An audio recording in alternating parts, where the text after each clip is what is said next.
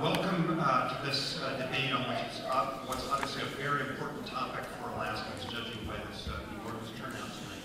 I want to start by very briefly reviewing for you how the debate will work. I'm going to give a very brief presentation at the beginning. Then we're going to have opening statements from the panelists. Then the bulk of the time is going to be spent on with these folks asking questions of each other and responding to those questions. And we have a limited amount of time at the end for audience questions. I think the important thing, if you ask, what makes this debate different from the many other debates that are happening on this topic, it is really two things. One, it's a long debate, it's 2 hours long. And second, the central feature is the fact that it is a debate built on the two sides questioning each other. I regret that that the time for audience questions at the end will be limited, but we'll do our best. A little bit more about how this works. The opening statements, each speaker will have 5 minutes. We'll alternate between supporters and opponents. And that will be followed by the debater questions and responses, and we'll have 16 minutes of the supporters questioning the opponents, 16 minutes of the opponents questioning the supporters, and then repeating that. And finally, the way that these questioning between the two sides is going to work is that the side asking the question will get a minute to ask the question. Then the responders will get 2 minutes to respond. Then the questioners will get 30 seconds for a brief rebuttal, and then the process repeats itself. So with each round of questioning, each side should have time for 4 or 5 questions. Because time is of the essence, we are very fortunate to have a distinguished timer, Nick Miles, down here in the front row. He's going to be indicating to the speakers how much time they have left, and when their time is run out, we'll hold up a big green sign that says stop, and if they don't, then my job, I guess, to encourage them to restrain their enthusiasm. Now, I want to take a very short amount of time to give you a brief introduction to Alaska oil production taxes. I can't resist doing this because I'm a professor. The purpose of this is basically for those 10% or 15% of you who may actually be new to this topic. I think many of you are probably deeply versed already in the details of what we're talking about here tonight, but there may be some people who are here for the first time and are not familiar with some of the terms and so on. So that's my goal. And these slides were reviewed by and agreed to by the debaters in advance. All the data is from the left Department of Revenue, Fall Revenue Forecast reports. So to start with, we're talking about oil taxes. And oil taxes consist in Alaska. We actually have several kinds of oil or petroleum revenues, and most of the money that we get from oil comes from production taxes and royalties. Now, since 2007, production taxes, which are shown by that blue line, have been considerably higher than the other sources of revenues. In other words, oil production taxes are the single and most important source of Alaska's oil revenues. Now, these oil production taxes, since North Slope oil production began, we've made several significant changes to how we tax those. And this table is a very sort of simplified description of that. For a long period of time, we had what was called the an economic limit factor system, and that itself got changed several times. Then in 2006, 2007, we had what was called the petroleum profits tax. And then from 2007 to 2013, we had what the sponsors labeled Alaska's Clear and Equitable Share, or ACEs. And then beginning in 2014, we had the so-called More Alaska Production Act, or Senate Bill 21, or MAPA. Now, this debate is about ACES and NAPA, these last two tax regimes. And ACES was in effect from 2007 to 2013. The legislature passed Senate Bill 21 on NAPA in 2013, and it went into effect at the beginning of this calendar year. Now, on August 19th, Wielechowski get to vote on ballot measure 1. Yes is a vote to repeal the new NAPA or SB 21 tax law and reinstate the former ACES tax law provisions. No is a vote to keep the new NAPA SB 21 tax law. Now, regardless of the outcome of the vote, the legislature could amend the tax law in the future. So if we, regardless of the way it's come out, we're not stuck with either of these laws necessarily, and we could go on and alter what we have. Both of these laws are very complex, and it would take more time than we have for the entire debate this evening to even begin to explain all the details of both laws. And so what follows is an extremely simplified introduction to some of the most important features and differences of them. And there's many, many other important features and differences, and I'm sure that David will point some of those out. One thing that both of these laws have in common is that they both tax oil producers' profits. Now, what are profits? It's the value of the oil production minus the costs of the oil production, or certain costs. What are those costs? They include transportation costs, deductible operating costs, and deductible capital costs. And sometimes costs aren't deductible. Now, for both of these tax laws, the producers pay a tax rate on their profits, and they can deduct credits. So the taxes that they actually pay is the profits times the tax rate minus the credits. Now, the profits are calculated in the same way for both laws. What's different is the tax rate and the credits are calculated differently. Under the ACES tax law, the tax rate rises as the profit per barrel, or profitability per barrel, increases. If profitability per barrel is very low, then the tax rate is as low as 25%. If it gets very high, it can theoretically go up to as high as 75%. In contrast, under NAPA, the new tax law, the tax rate is fixed at 35%. And so basically, this is a sort of picture showing how as the profits per barrel increases, for a certain level of profits per barrel, the ACES tax rate is lower than the NAPA tax rate. At a certain point, they're equal, and at a certain point above that profits per barrel level, then the ACES tax rate is higher.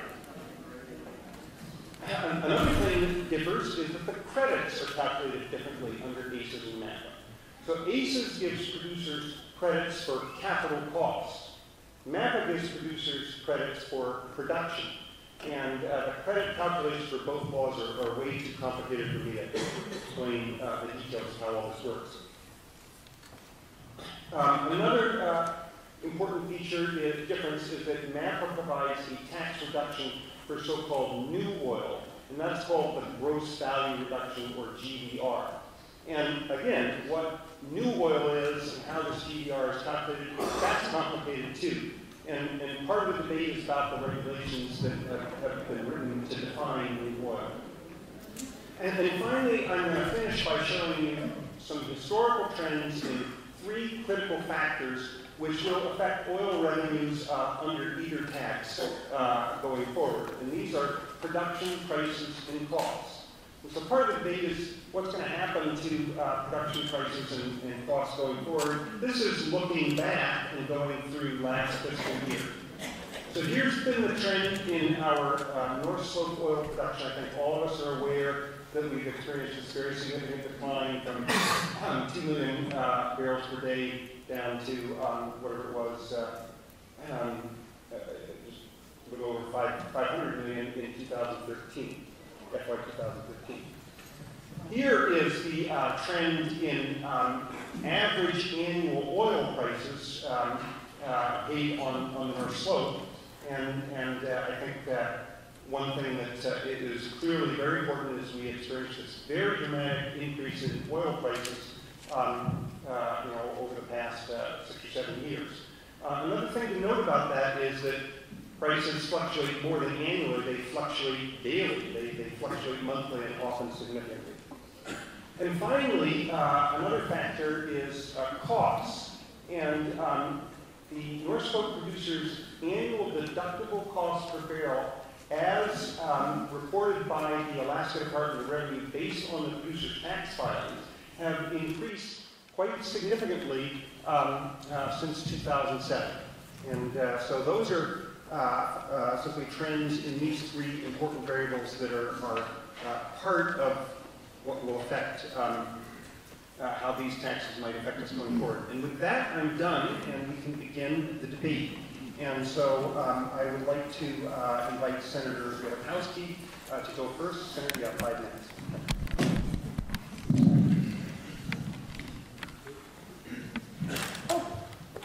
Good evening.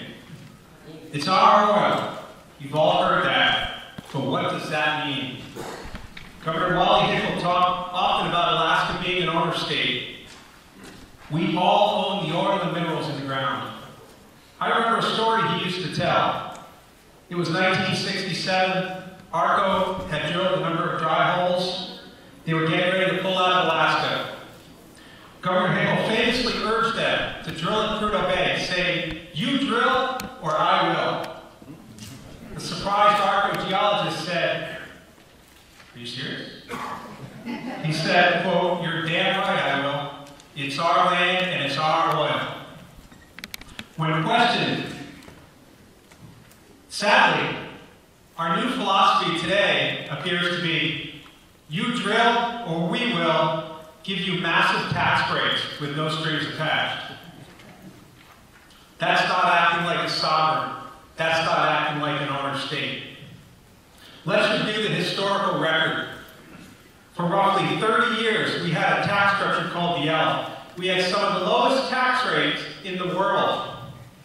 The oil companies persuaded us that if we had these low tax rates, we'd have more production, more jobs, more investment. By 2006, 15 out of 19 fields had a 0% tax rate. How did it work? Production plummeted from 2 million barrels a day to 858,000 barrels a day by 2006. Jobs declined, investment declined. Alaska lost hundreds of billions of dollars in revenue. The oil industry was pumping out huge amounts of oil from Alaska and reinvesting in places like Venezuela, where Hugo Chavez was charging them a 95% tax rate. Libya, where Muammar Gaddafi was charging them a 95% tax rate. Russia, 90% tax rate. Kazakhstan, 90% tax rate. We finally said enough is enough in 2007. We passed ACES. We said if you're going to simply harvest our oil, we're going to get our fair share. But if you're going to act as a partner and reinvest here, we're going to give you the most generous tax credits and rates in the world. Did it work? Well, you've all heard the millions of dollars in TV radio ads saying nobody wanted to invest under ACES. False. Investment by oil companies skyrocketed, 70% of all-time highs.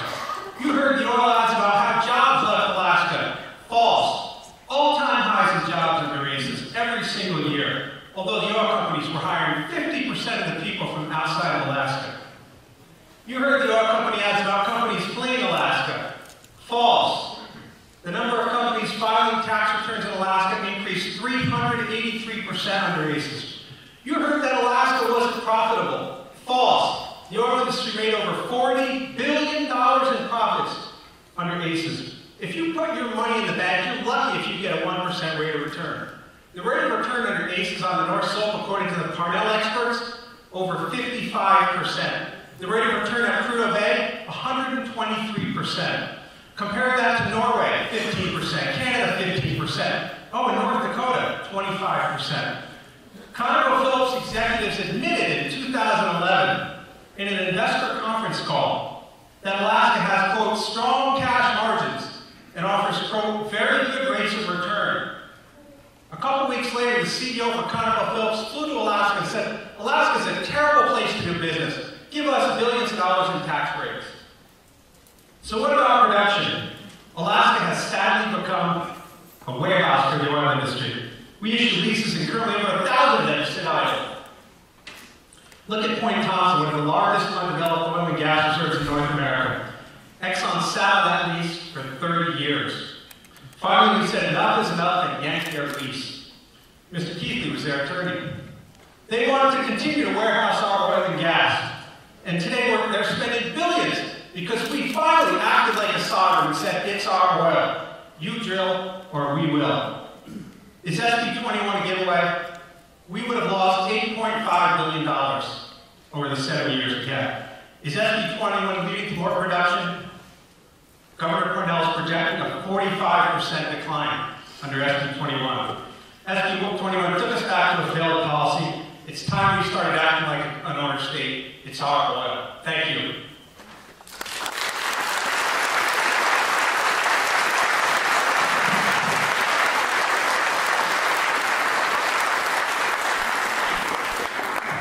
Thank you very much. Brad Keithley, 5 minutes. Thank you, Governor. Well, I can't outshout you, but I'll try to out-reason. There's one thing that this side and our side agrees on. Alaska is facing a very difficult fiscal issue, financial issue. In the last 2 years, we have run back-to-back the 2 largest deficits, budget deficits in Alaska's history. 2 years ago, the budget deficit was $1.9 billion. Last year, the current year we're in, it's estimated that the budget deficit will be It's estimated the budget deficit will be $1.6 billion. In the last 2 years, we've drained $6 billion. That's over 33% out of the state's savings. At that rate, we don't have enough money to last us through the savings will last us through the end of the decade. But that's not SB 21's fault.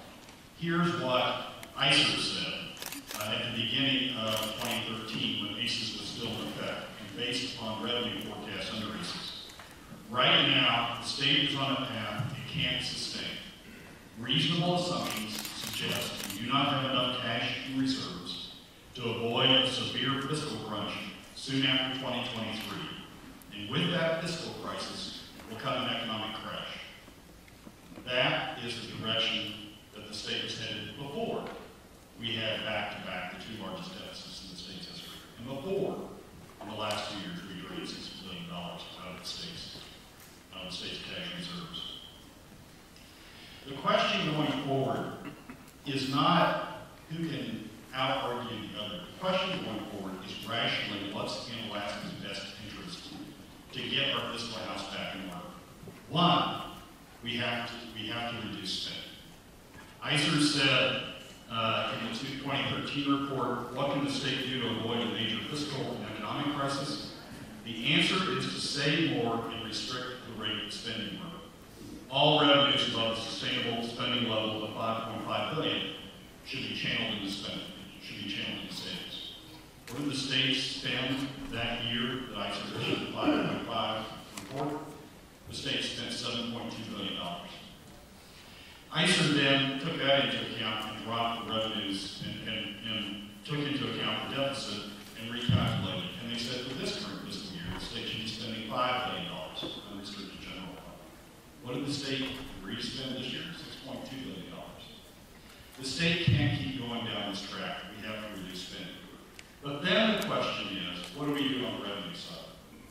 And looking at the long term, coldly calculating where this state's going, where this revenue is going to come from.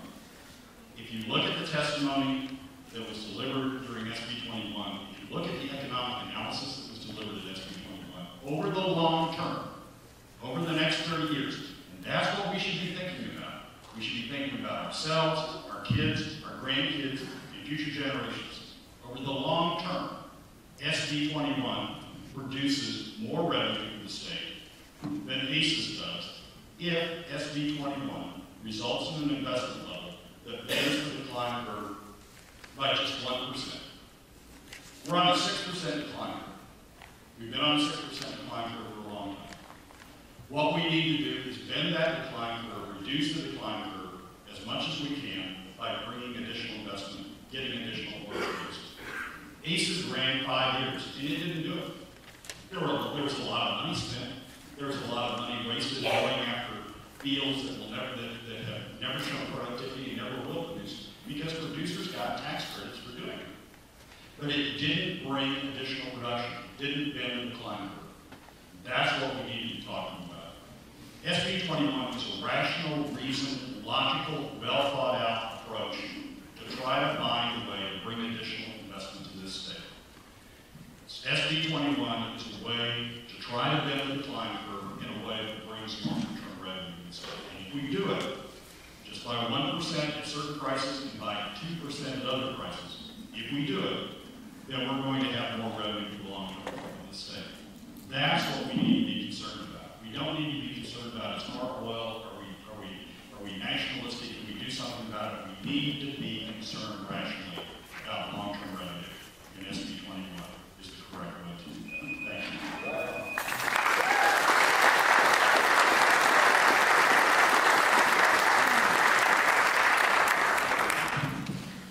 Thank you. Thank you, Gregg Erickson.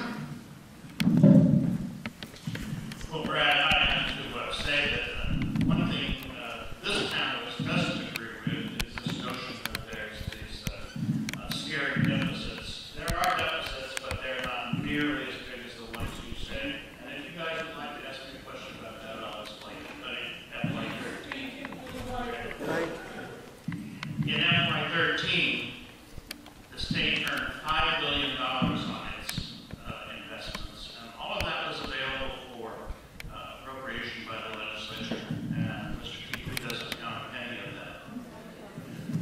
So I'd like to make 2 points. First of all, the big difference between ACES and SB 21 is what happens at high prices. If oil prices rise from $120 a barrel to $140 a barrel, the oil companies didn't do anything to deserve that windfall. It's a windfall. And under ACES, Alaska gets a very big chunk of that, 75%, and it should get 90%. But under the More Alaska Production Act, that's not what happens. Under SB 21, the oil companies get the biggest share, much larger share of that increment. So I have to say that the people in the spin doctors in the Parnell administration, or more likely at the oil companies, or among their consultants, who thought up the name More Alaska Production Act were really brilliant, because it implies that the real issue here is whether or not SB 21 elicits more production. Well, I believe in incentives. I'm an economist, and I think most of the people or maybe all the people who are supporting the referendum believe in it as well. And reducing the tax rate does increase the likelihood that more investments will flow into Alaska.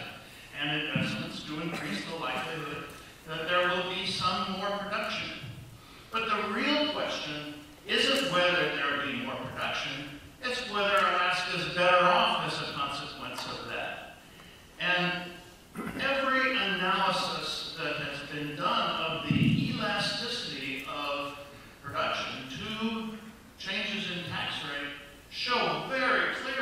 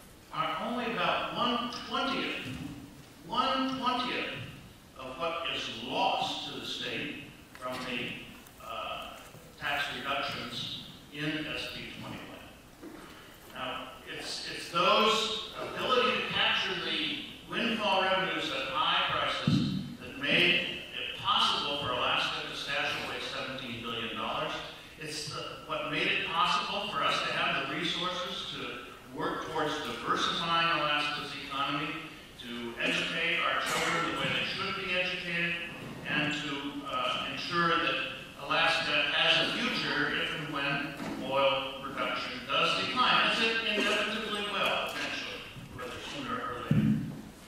So, the second point, and I did a handout on this out at the front desk, you can get a copy of it. The second point I make, and I'll make it very briefly, is that there's been a lot of discussion about production decline recently.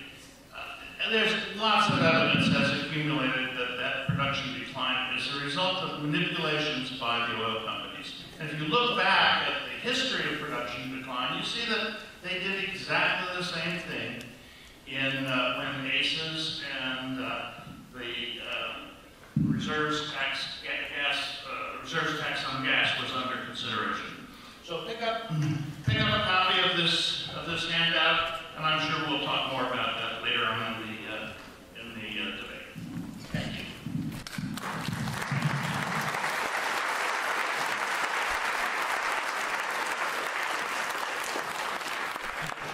Thank you, Roger Mertz. How's the sound there? Good.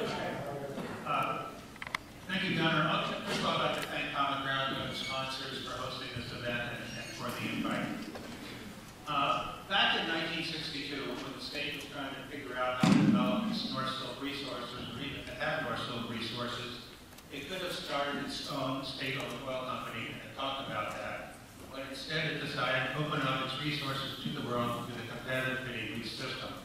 The experience, expertise, and capital of multinational corporations would come here to explore and develop. Development would proceed from market forces, and as far as taxes were concerned, a fair share of revenue would be what you can get in a competitive environment. Oil does not produce itself. Whether it's old oil or new oil, it needs capital. Capital is limited. Its capital has lots of opportunities. Capital goes to where it gets the best deal, and jurisdictions have to compete for it. SB 21 was propagated by one single big problem with ACES, and the problem was the progressivity structure embedded in ACES created very high tax rates and high prices. At times, the marginal tax rate exceeded 90%. That means when the price went up $1, 90 cents of that dollar went to the government. This was way outside international norms. This eliminated nearly all upside price potential for the producers, the opportunity to make somewhat more money when prices are higher.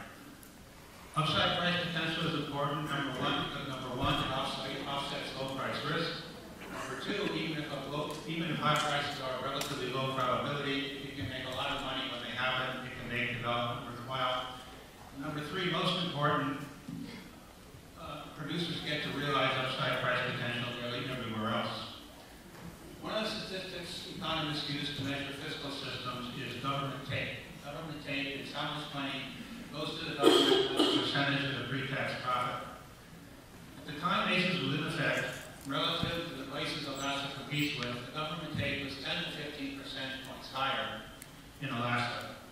That means producers could earn $1.5 to $2 billion more investing elsewhere after tax. Now, even SB 21 has a government take that's a little higher than international norms, but it's much more in line than ACES was. So producers can make much more money investing nearly anywhere else in Alaska. So why would they want to do business here? Even if it was profitable, it was just so much more profitable elsewhere. And Alaska paid the price. Since 2007, oil prices have gone from a $60 per barrel world to $120 per barrel world. Now, investment in Alaska went up some, real terms about 15%, but it should have gone up much more. The rate of increase in capital investment in Alaska relative to the rest of the world was just a fraction of what occurred elsewhere. In the lower 48 and the rest of the world, long-term trends of production decline and reserves decline reversed themselves during this time period, but not in Alaska.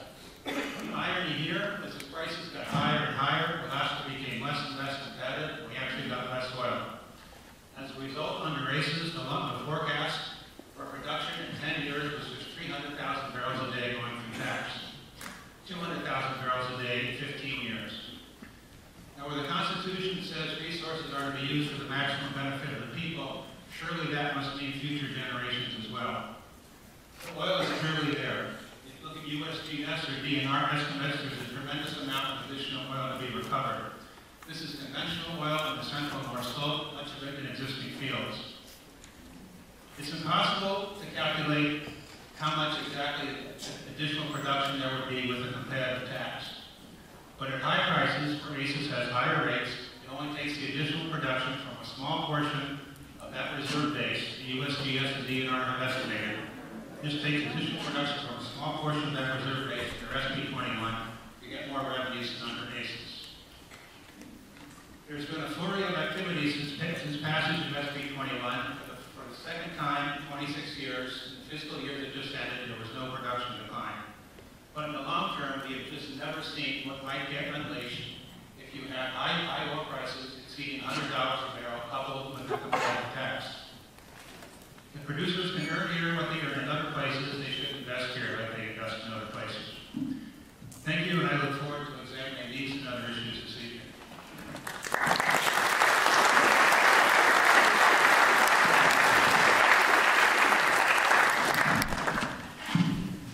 Thank you. Now we're going to move into the second phase of the debate with these two teams questioning each other. We're going to begin with 16 minutes of the supporters questioning the opponents. That means that Senator Wielechowski and Gregg Erickson will be asking questions of Brad Keithley and Roger Marks. Once more, a reminder of how that works. The questioners will get 1 minute to ask a question. The respondents get 2 minutes to respond. Then the questioners get a brief rebuttal if they wish, and then we move on to the next question. Hopefully each side will get in 4 or 5 questions each 16 minutes. So, gentlemen. Thank you. Governor Cornell set a goal of 1 million barrels a day within 10 years, saying that slashing oil taxes was, quote, vital to achieving the new throughput goal. He then changed the way oil production forecasts were done to make it much more accurate. This past April, he released his oil forecast for the next decade under SB 21. It's calculated by meeting with experts and taking production and investment projections directly from the oil industry. This forecast shows oil production plummeting 45%, down to 285,000 barrels under SB 21. In November, after passage of SB 21, a BP vice president told the Resource Development Council regarding North Slope, quote, "We can't stop the decline. We're producing a diminishing resource." On May 27, 2014, ConocoPhillips gave an investment presentation where they showed oil production increasing everywhere in the world except Alaska. Do you agree, with Governor Cornell, that oil production will continue to plummet 45% under SB 21, and with BP and ConocoPhillips that production will continue to drop? No. The reason is that the oil forecast, the production forecasts that the administration has produced are predicated on projects that are currently in process, projects and predictions of where oil is going to be produced from wells that are going in the ground now. It does not take into account the investment response that Roger and I believe will occur from SB 21 and the development of new projects that will occur as a result of SB 21. And so, as oil, as those projects come on board, the revisions will occur, additional revisions will occur to the oil production forecast, and we won't end up at the level that Senator Wielechowski mentioned. Roger? Yeah, one more point. This referendum, the people who sponsor this referendum, they should be recognized for doing a lot of hard work for what they believe. The paperwork for filing this referendum came 4 days after SB 21 passed. On the investment side, I don't believe the companies have even thought to think about what they're going to do until this issue is resolved. So I don't think anybody knows what might be unleashed under SB 21 until this issue is resolved. And people should look at the forecast of SB 21, recognizing that.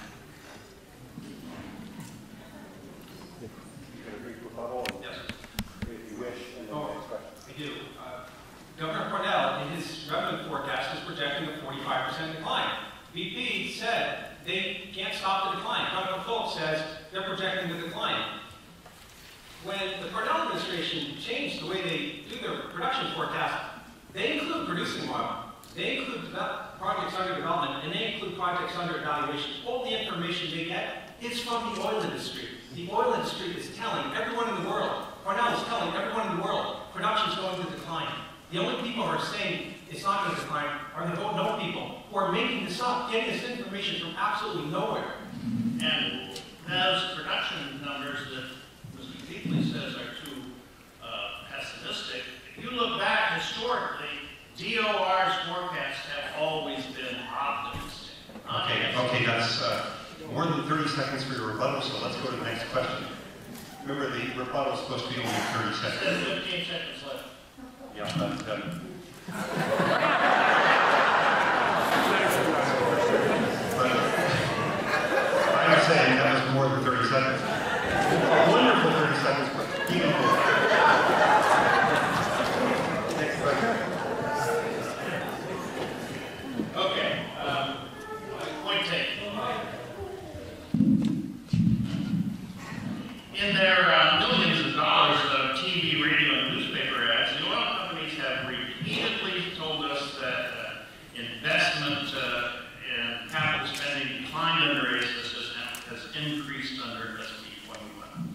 I heard an ad just driving over here this evening. A young woman said she finally got a job as an accountant with the oil company because of SB 21. That's what she said. Gee, please vote no on the referendum so I can keep my job and other people can get their jobs.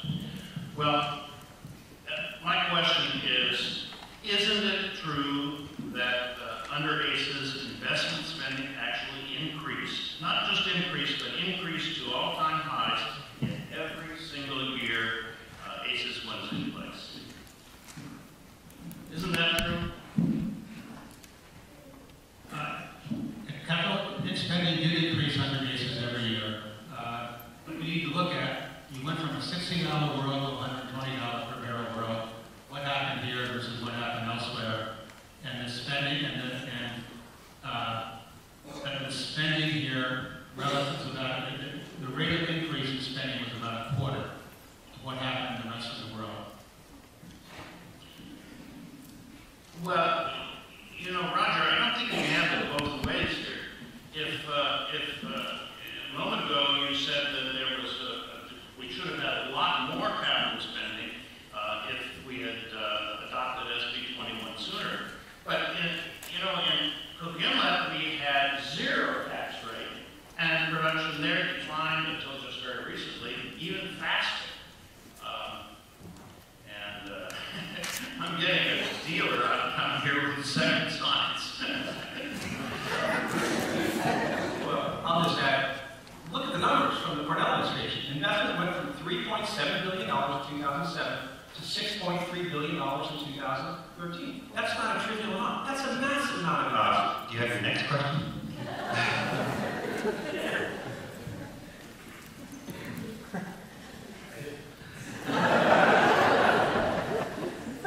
We have repeatedly heard TV ads, radio ads, newspaper ads, that all the jobs left Alaska. No one's working in Alaska. I went to North Dakota. I went to North Dakota. Isn't it true that under ACES we actually had all-time highs in jobs virtually every single year that ACES was in place? Although the oil industry was hiring roughly 50% of their new hires from out of state. There was an increase in jobs, but a lot of those jobs were going to, a lot of that activity was going to drilling that hasn't been productive. What ACES did was incentivize going and drilling far off in places outside of the existing units. To give you a number that sort of makes that concrete, there is roughly 5 billion barrels of additional oil that is known, likely to be recoverable under the right economic circumstances inside Prudhoe. When you go outside Prudhoe, you look at the shale play that a lot of people talk about, and ACES gave a huge credit to enable or to facilitate the development of. There's only 2 billion barrels of oil, according to the USGS numbers in that area. So what ACES did was create activity by state subsidies, create activity to go after and try to run down oil that may or may not be out there, and disincentivize the production and development of oil that we we know is due. We have a Robin Hood tax system. We take from the rich and we give to the poor under racism. But the problem is the poor weren't producing the oil, and the rich that we were taking from, they're the ones producing the oil, but we disincentivized them under racism. So yes, there may have been increases in activity, there may have been increases in investment, there may have been increases in the number of people involved, but it wasn't producing more oil. It wasn't bringing more productive investment to the state. And that's what we have to do, and that's what SB 21 does. One more comment. I mentioned the high marginal tax rate under ACES, where the government gets 90% when the price goes up. Well, the same thing happens when the value goes down. In other words, if you spend $1, 90% of that is picked up by the government. It's called gold plating, and it's a big incentive for spending. A lot of that occurred under ACES. One of the reasons the administration wanted to get rid of the credits based on capital spending was going for a lot of expenditures that didn't create oil. Airstrips, cafeterias, things like that. Yeah, thank you. Well, I would just point out that we had numerous oil company executives testify in front of the legislature that every single dollar they spent on the North Slope went to increase production. That's what they testified. That's what the oil companies told us. And jobs did hit all-time highs. We hovered, you can look, going back to the 1990s. We had never had more than 6,000 people working on the North Slope. Never. We had about 5,200 back in 2006. We skyrocketed the number of jobs in the North Slope from over 6,000. We went up to over 9,000 in the last year ACES was in place. Jobs increased all-time highs every year under ACES. Yeah, this is under my next question, but let me just say, I don't know how Mr. Keithley or Mr. Marks knows that these production investments, are not going to produce oil. Maybe they've got some sort of crystal ball they haven't showed us, but the people who made the investments think they will. My question, though, is, isn't it true that this tax structure has very little to do with production? I mentioned a moment ago that we've had zero taxes in Cook Inlet, and yet prices, prices went up, and yet production has declined there. We have the expert testimony of dozens of economic studies going back to the 1930s, and testimony by Dr. Gregg. The other side has refused to address this issue. Isn't the production very inelastic to changes in severance tax rates? That's my question. Well, first of all, big difference between Cook Inlet and North Slope. North Slope has a huge, tremendous potential reserve base. Cook Inlet doesn't. But in terms of Shelby Gherkin came up here in 2012 to testify. I read his report, and I must say what he had to say is way outside mainstream economics. One can find dozens, if not hundreds, of studies that come to different results about the effect of production taxes on production. The state of California has been looking at production taxes for years. They've done a number, their legislature has done a number of series. Joseph Call from Harvard, the Brookings Institute, the Rand Corporation, the Energy Institute at Berkeley, all looked at this issue and all concluded that increasing production taxes has a negative effect on production. Well, Mr. Marks, Dr. Marks, I sent you an email last week in which I asked you for citations to these mythical studies you're talking about. Maybe they're not mythical. You declined to respond. You said there are no facts about the future. I'd be delighted to see those now. I sent you 15 citations of economic analysis, and you declined to respond or even indicate that you even read them. Can I respond to that comment? Let's go over that list, Greg. There were 12 studies. 5 of them were by Gherkin or his co-authors.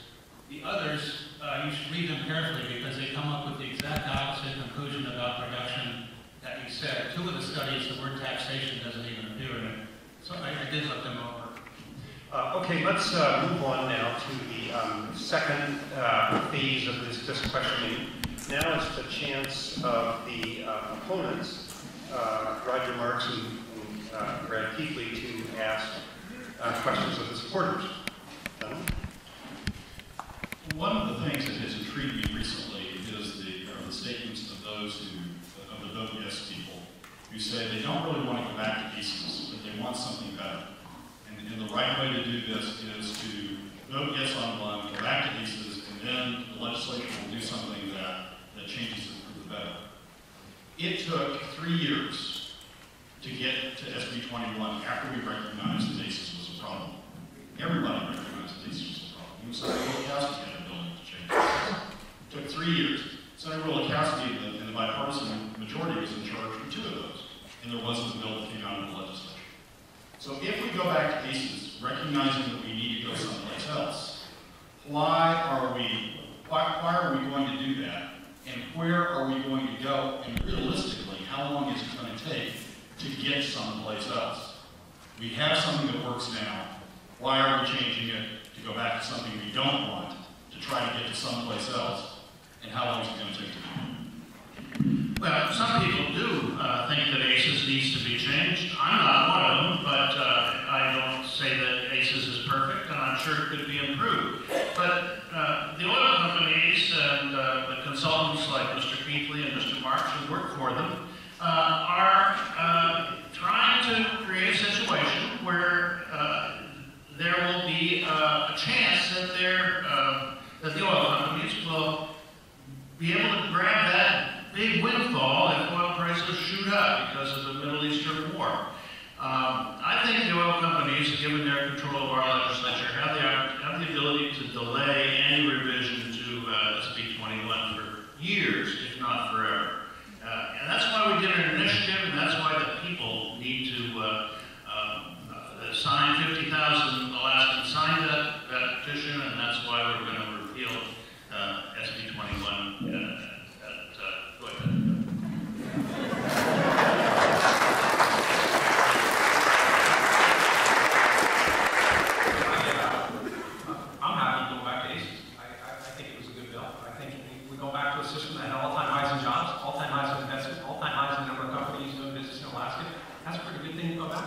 Could it be tweaked? Absolutely. Could we tweak the high end of perversity? I'm open to that. I think we need to enforce the leases. I think this policy of letting oil companies sit on leases forever and holding us hostage for tax rates is a terrible policy.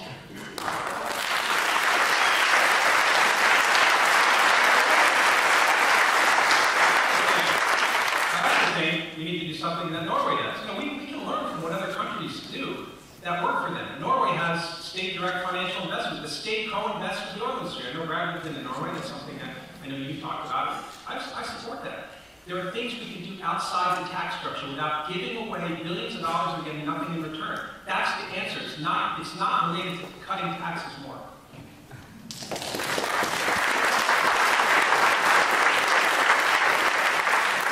Well, that's not what the senator said in committee, or said on the floor. He said ACES needs tweaks. He introduced a bill to implement those tweaks.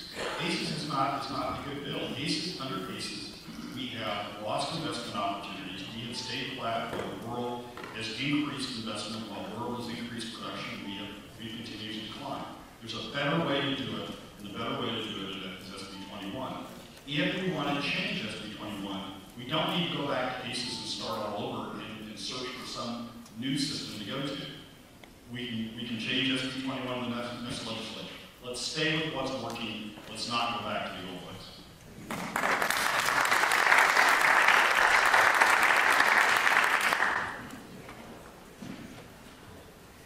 USGS and DNR estimated there's about 4 billion additional recoverable, technically economically recoverable barrels available on our slope over and above the current crude reserves. Sorry. USGS and DNR estimated about 4 billion barrels of additional reserves that could be recovered over and above the current amount of crude reserves. If oil prices go up, as Gregg said, to $140 a barrel, and the tax rate on ACES goes up, it would only take additional production under SB 21 of somewhere between 30 to 40,000 barrels a day to bring more money in under SB 21 than ACES.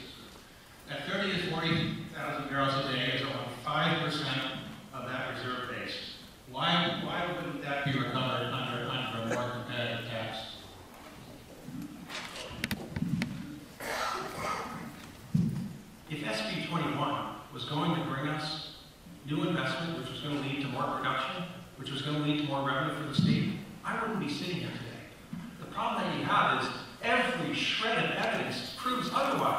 have Governor Parnell, who's relying on the oil companies, who are saying, production's going down 45% in the next decade. You have BP speaking in front of the Resource Development Council saying, we can't stop the decline. You've got ConocoPhillips, May 27th. They're running advertisements on TV saying, we're going to increase production. I go to their website that same day, it says production's skyrocketing everywhere else in the world, except Alaska.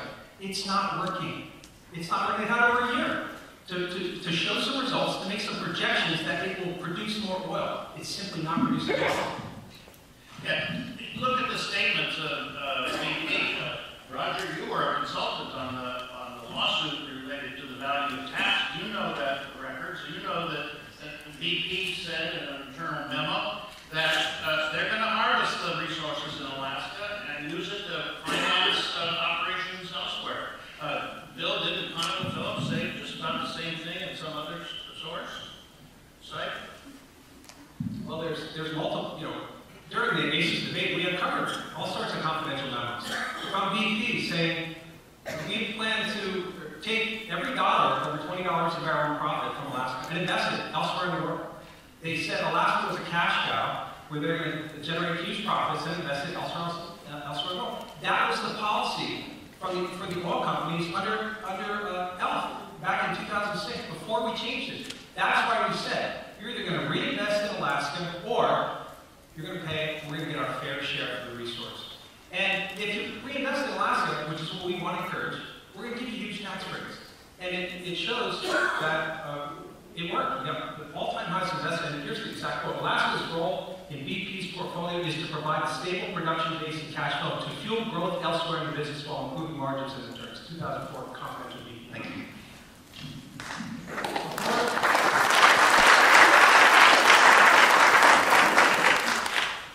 Before the passage of SB 21, the forecast was for 300,000 barrels a day in 2023. That's the good news. The bad news was the forecasts are always too high. If you're saying there's little or no supply response, you're saying we're stuck with that no matter what. That's a very bleak future.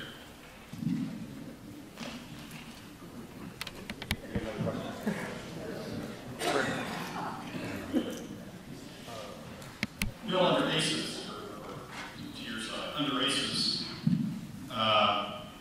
we gave incentives to the tune of something like $400 million charged against the operating budget. We gave incentives to producers to go explore in areas that we didn't know there was oil. At the same time, where we knew there was oil, we were charging producers for projects inside those areas at higher rates. To give you some background, Prudhoe is defined geographically, but within Prudhoe, there are a number of fields. The big Prudhoe field has been producing, but there are a number of other fields that haven't been producing and haven't been developed over time. So why were we giving incentives to go explore areas that we weren't sure there was oil, and charging higher rates in areas that we didn't know there was oil, but the economics hadn't yet justified going after those smaller fields? What you had in Alaska in 2006 was a monopoly on the North Slope. And you had BP, Conoco, and Exxon, the big three controlling. They had basic control. And they weren't very eager to give that up. And so what we were trying to do was to increase competition on the North Slope. We were trying to create a set of incentives for small producers to come in and invest in Alaska. And that's why we said, yeah, we're going to give you large tax breaks, particularly for smaller investors, for challenging fields. We gave bigger tax breaks. And the reason why we did that was because you don't need the big tax breaks in the legacy fields. You don't need a big tax rate at Prudhoe Bay where the rate of return is 123%. We wanted to encourage smaller companies to come in. And guess what? It worked. The number of companies filing tax returns increased 383%. We had numerous new companies coming into Alaska, investing, which is exactly what we need in the mature oil basin. I'll tell you what happened when SB 21 was under consideration. The small oil companies were intimidated, clearly intimidated by the knowledge that if they didn't play ball with the large oil companies that don't have that oligopoly control over the basin, that they would be in real trouble, just like Conoco was with its Milne Point field years ago when it got squeezed out by BP. Wouldn't let them use their processing facilities for a reasonable price. So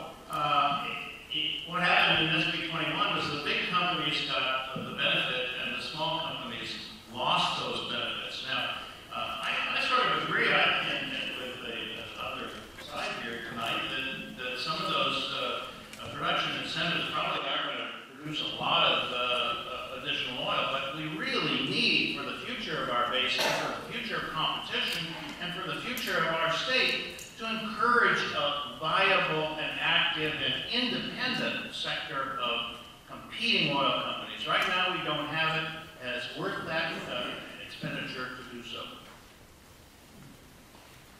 What that has concerned, though, is Alaska shooting itself in its own foot. In this drive to bring in competition, in this drive to bring in others, we've spent a huge amount in terms of tax credits to try to attract people into this state.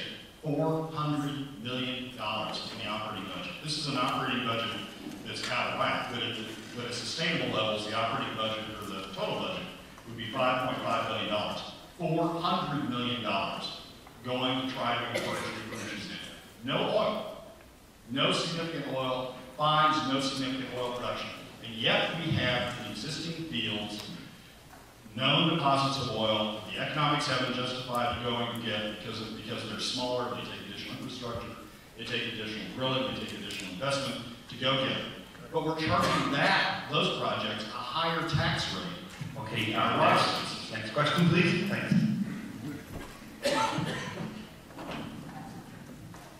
Passage of basis in 2007 represented a very large tax increase.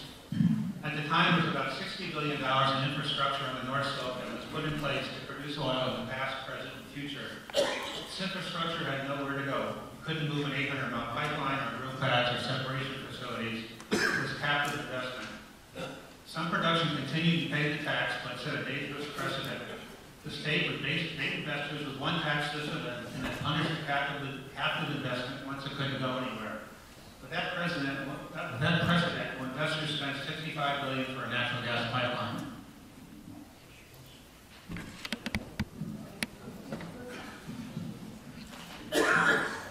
BP, Conoco, and Phillips will build a pipeline when they can make profit on it, or when we compel them to do it, because the leases say you've got to build a pipeline when you can make a reasonable profit on it. There's billions of dollars in profit that have been made on the North Slope. You know, when we went from gross tax, which you got taxed regardless of whether you made a profit or not, to a net profits tax under ACES. Under ACES, it's important to remember this. They don't pay any taxes unless they make a profit. Zero. They're paying taxes unless they make a profit. This was a huge change for the state of Alaska. And then they only start paying progressivity when they make $30 in profit. They're drilling in Iraq. They had a competition in Iraq to produce the oil there. The government pays for everything there. But BP won the competition. They're producing oil for $2 a barrel in Iraq. Do you know how much they make globally? ConocoPhillips makes globally? About $17 a barrel, $16, $17 per barrel profit. In the lower 48, they make about $6 per barrel profit. In Alaska, they make $31 per barrel in profit. You know, in 2006, we had an initiative that would have established a reserves tax on gas, and the oil companies, particularly ConocoPhillips, paid millions of dollars for ads that said, you pass this initiative, folks, there'll never be a gas line. Well, the voters of Alaska took that to heart and declined to pass that initiative. Folks, we still don't have a gas line. And they've been telling us that same thing. They told us the same thing every time we proposed a change in the oil tax regime, whether it was for gas or oil. So I think you have to take those kind of protests, that scare tactics with a grain of salt.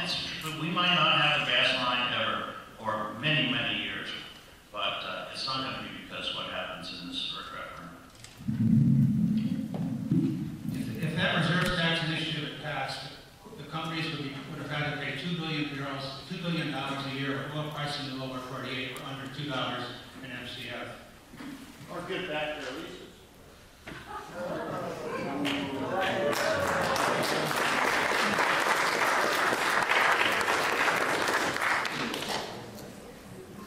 Getting back to the gas line,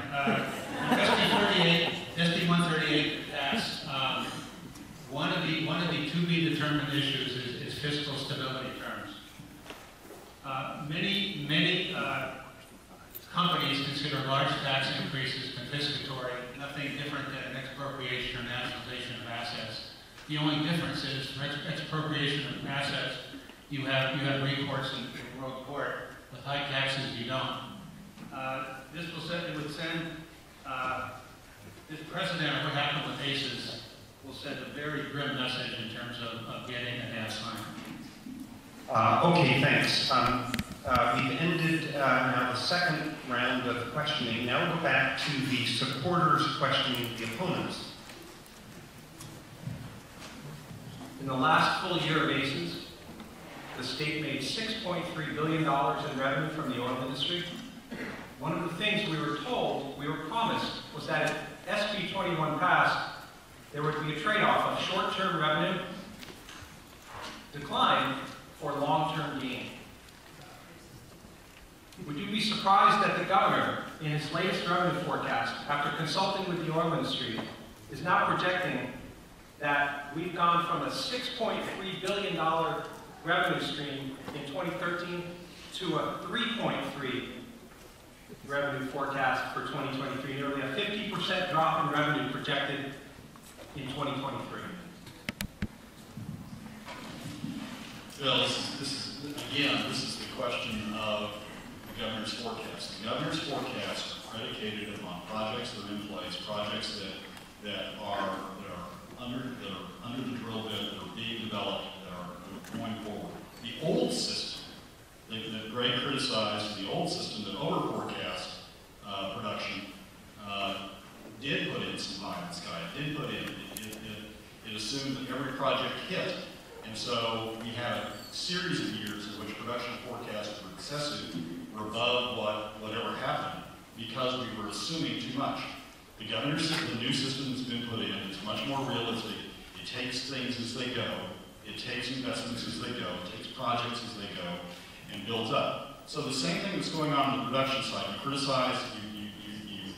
criticize SB 21 for resulting in low production. The same thing that's going on the production side is going on the revenue side. We haven't seen the impact of the SB 21 investments. We won't see the impact of the SB 21 investments until there's drill bits going in the ground, until there's infrastructure put in place, until the oil's ready to go, until the projects are completed. So this is the same thing. The governor's projections are predicated, whether revenue or production, the governor's projections are predicated on a standard that is requiring that things be done. And until those steps are taken, we're not going to see the benefits. Well, if that's true, isn't it true that the drop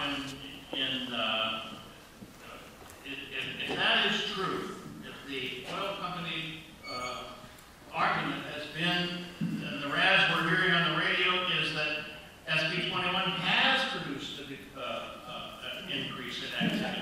So you're saying that's not true? Isn't the oil company, aren't the oil companies lying about that then?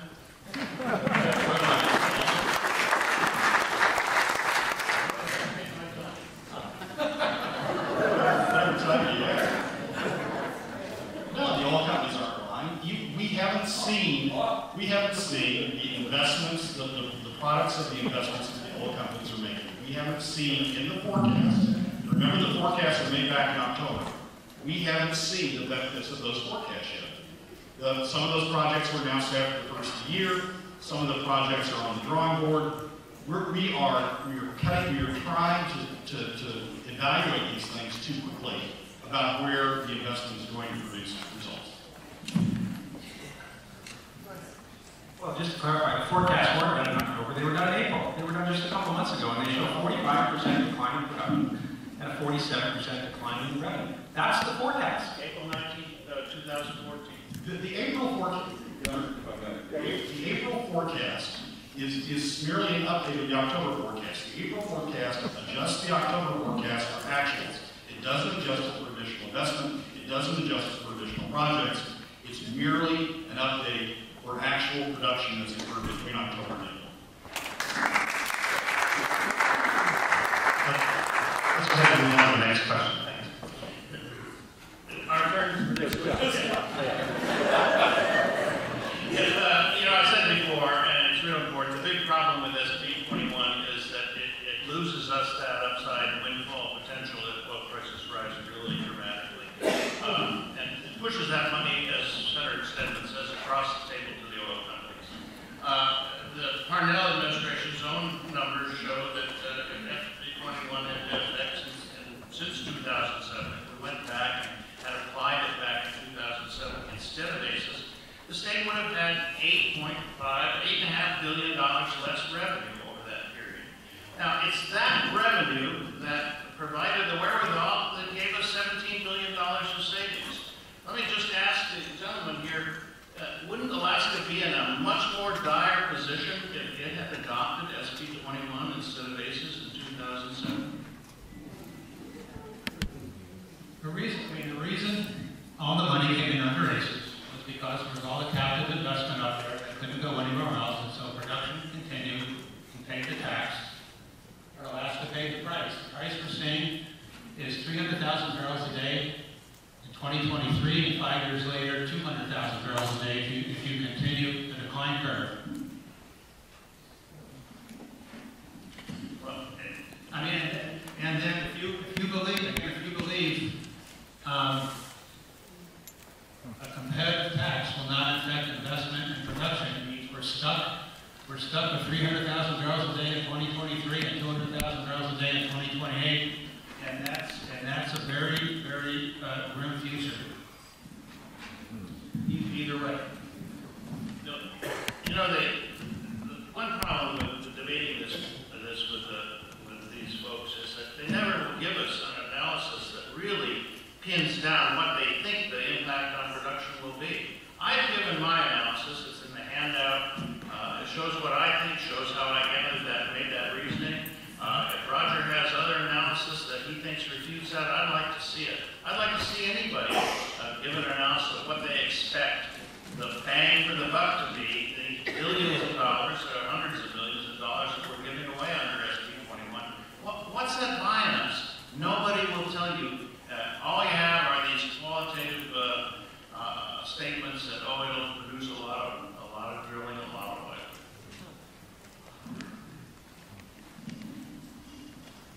Can we respond to that, Connor? But what you have is a sensitivity analysis that shows how much additional oil under SB 21 it takes to make more money. And the answer is, if you can produce 5% of the resource base, you're ahead of the game. So the question is increasing the resource base 5% plausible or not? I believe it is. It's very attainable. Next question. Yeah, and under my next question, and you seem to be the only person that thinks that, because Governor Parnell, BP, and ConocoPhillips all disagree with you. ConocoPhillips made $14.4 billion in profits under ACES, and Exxon and BP are estimated to have made roughly the same.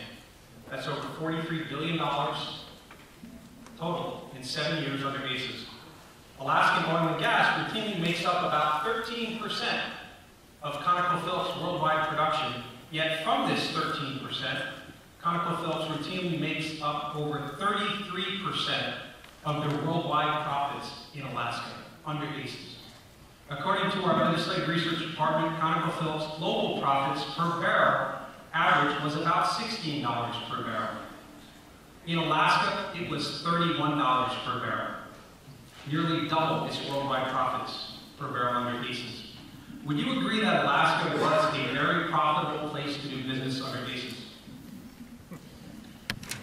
That's a misleading statistic. When they report those figures, the profit is on a per BTU basis that combines the profits from oil or gas together. In Alaska, they're about 100% oil. The rest of the world is 50% oil and gas. Oil prices are very much higher than gas prices, and so just the fact that the mixture of oil and gas is different here than elsewhere is the reason you have that number. They can't report just oil because it's a joint operation, but it's very clear that if you look at the profits just for oil, Alaska would be very low compared to the rest of the world. Just as an example, if you look at ConocoPhillips, they report their earnings, their Alaska earnings, distinctly from their other assets around the world.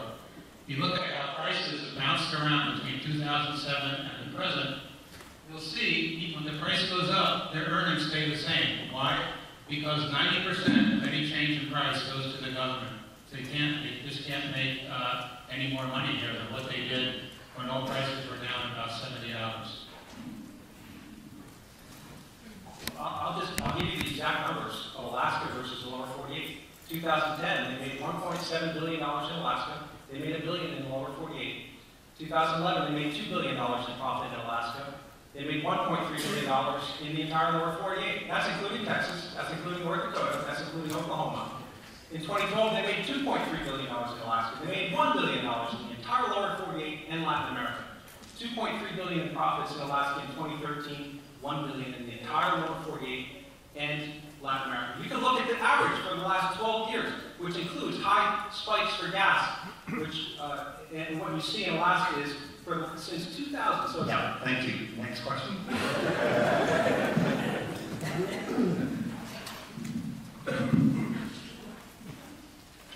Gentlemen, I'd like you to look at the chart that I passed out that shows the decline rates.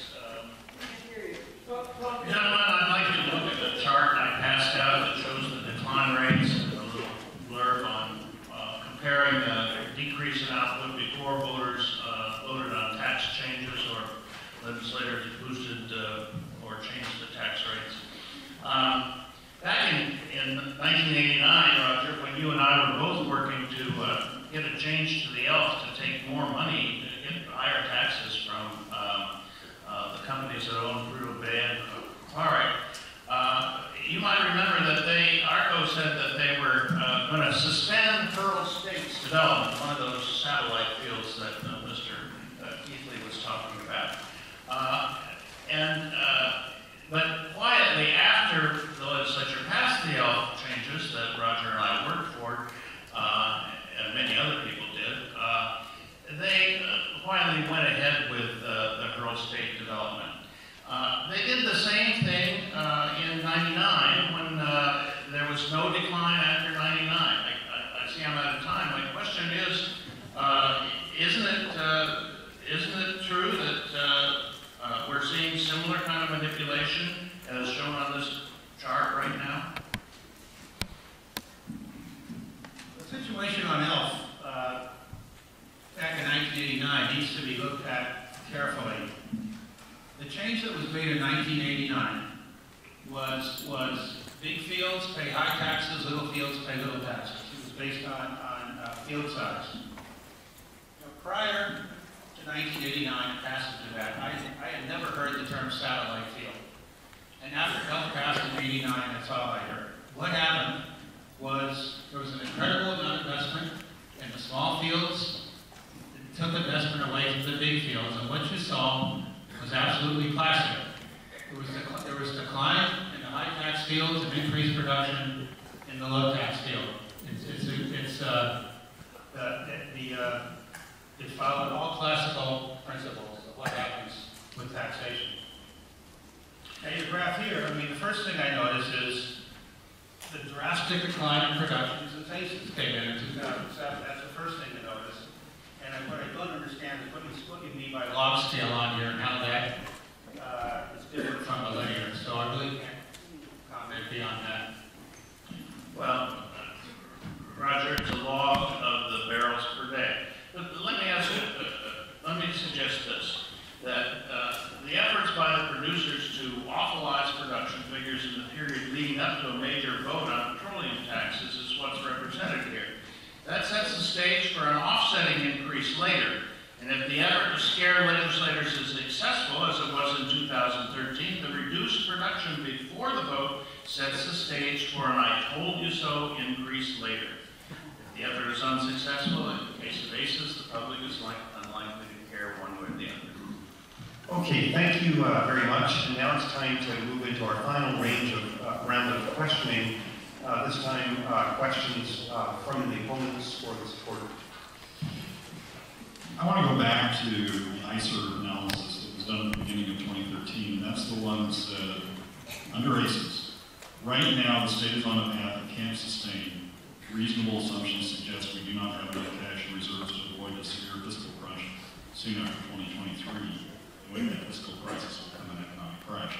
And the $5 billion that Gregg earlier said wasn't taken into account, that's the permanent fund income. No. So what he is suggesting is taking the permanent fund income in and helping to supplement the current general fund. So here's the question. The question is, SB 21 was done in a way to give us a chance to produce additional revenue to get us out of that cycle we're in, to get us out of the cycle that puts us in a fiscal crisis with an economic crash. What do you suggest we do, if not SB 21? What do you suggest we do to respond to what ICER is telling us is coming ahead? I'm glad you asked that. I actually have a bill that I think does exactly what we've had. Unfortunately, I can't get the Republicans in the legislature to hear it. They won't even have a hearing on it. Here's what needs to happen. And here's the important thing to remember. Tax rates have very little to do with production increases or decreases. Every national study shows that. In Prudhoe Bay, we had lowest taxes in the world. Production plummeted. Qatar, we had some of the lowest taxes. We went from 12% down to 0%. Production declined 7% a year at a time when oil prices tripled. Cook Inlet, 0% tax rate, 99% decline. Low taxes don't need more investment. So what do we do? Well, let's look at countries where they're doing things that are working. Norway has a tax rate much higher than Alaska. It's a constant 78%, right? What do? How are they able to get oil companies to produce there? They're producing huge amounts of oil. Well, first of all, when they're issuing the leases, they don't just give it to the person, the company that pays the most for the lease. They give it to the company that says, we're going to invest it. We're going to invest and produce that lease in a way that's best for the people of Norway. That's what we need in Alaska. Leases that produce in the best interest of the people of Alaska. No more of this sitting on our leases.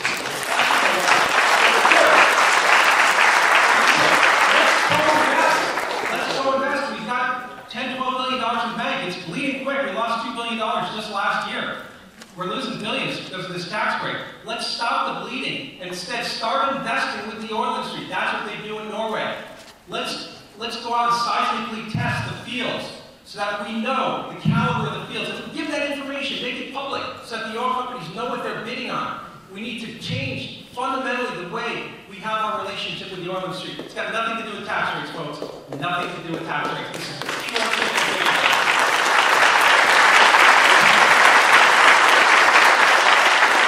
Let's go back to ACES and use the money of the next windfall to help diversify the state's economy.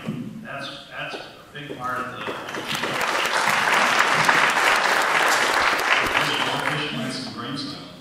Now,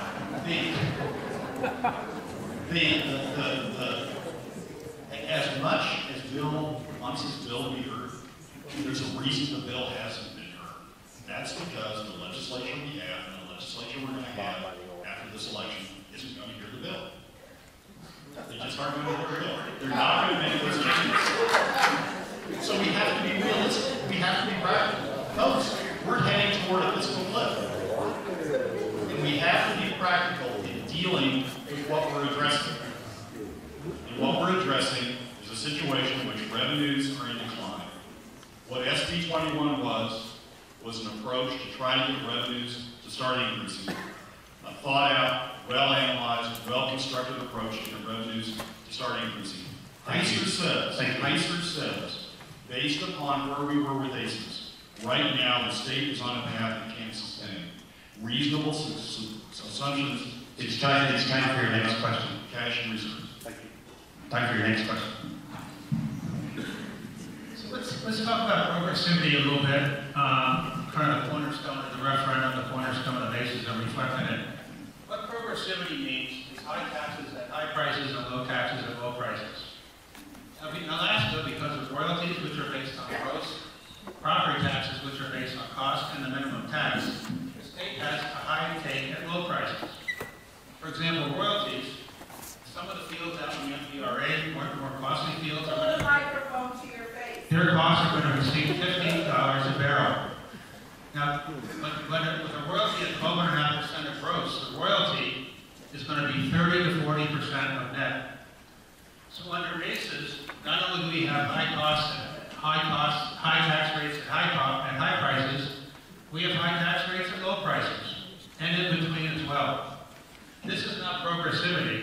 terms of the risk-reward balance, this is a distorted system. Most jurisdictions do not have progressivity. Now, we mentioned Norway. Norway has a flat 78% tax. Two things about Norway. Number one, no royalty. If oil prices go complete, producers have complete downside price protection there. You need to move to your question. How do we justify a system with only progressivity on the high end? Well, Roger, I guess I would look back to 2005, 2006, when you were working for the Wielechowski administration on the PPT, and you were a big advocate for progressivity at that time. I was just talking to Marty Rutherford, the Deputy Commissioner of Natural Resources at the time, and she said in the councils of that administration, you were a big advocate for progressivity. The way I justify progressivity is the same way I assume you did at that time. That is that those increases in price weren't because of any thing the oil companies did, so we don't need to encourage any the oil companies by giving them a bigger chunk of that. The oil companies when we were considering the oil companies themselves wanted a more progressive system, and they pointed out, as you did, that the royalty is not a progressive part of the system. The royalty isn't changed under either ACES or the SB 21, so that's my own. Do you have anything to add there? I just want to comment to what Brad said before about the legislation not hearing my bill. If the legislature won't hear a bill to fix a broken system, then you guys are going to get a chance to change that.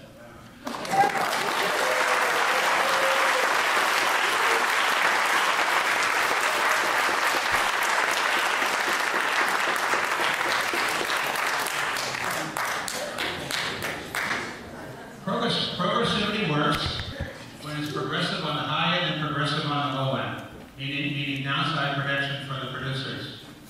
SB 21, and this really hasn't been emphasized enough, the per barrel credits and the gross value reduction that occur that are based on gross were explicitly designed to level out the government take at the low end, and so there's a very steady government take across all prices, and producers are much better protected at low prices than they were under ACES. Can I respond to that briefly? So here's the deal that was made when we passed ACES. We had a gross tax structure. They got taxed regardless of whether they made a profit or not. What the oil industry said was, we don't want that. We only want to get taxed if we make a profit. What business in the world wouldn't like that, right? So we said, okay, here you go. But in exchange, we're going to take more at the high end, right? So they got the low end, and now they come back a few years later and said, we want the high end also. And that leaves Alaskans high and dry. And that's not a good deal for Alaska. That's not being an owner state. That's not acting like we should. That's not acting like a sovereign. Did you guys want to?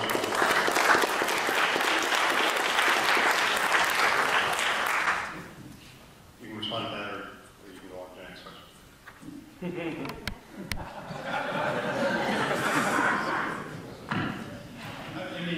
So this is the response. We're dealing with reality, right? We're dealing with a failing fiscal situation.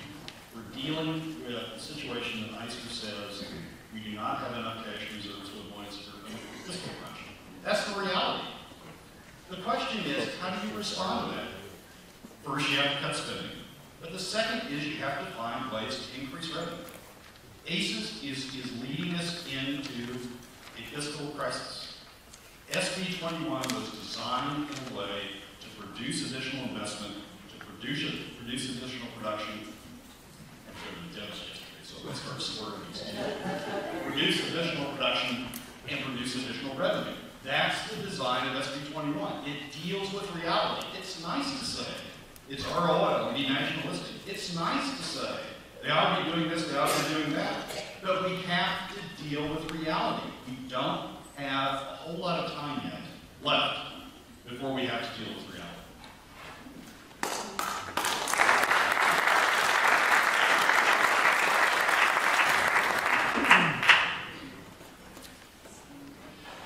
All right, I think we're up. That's our last question.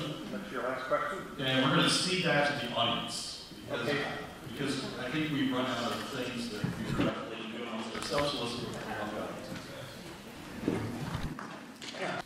I am particularly concerned about the legislative process that led to the passage of SB 21 with little transparency to the public by votes of legislators with vested interest in the oil industry from redistricting who will later be unconstitutional.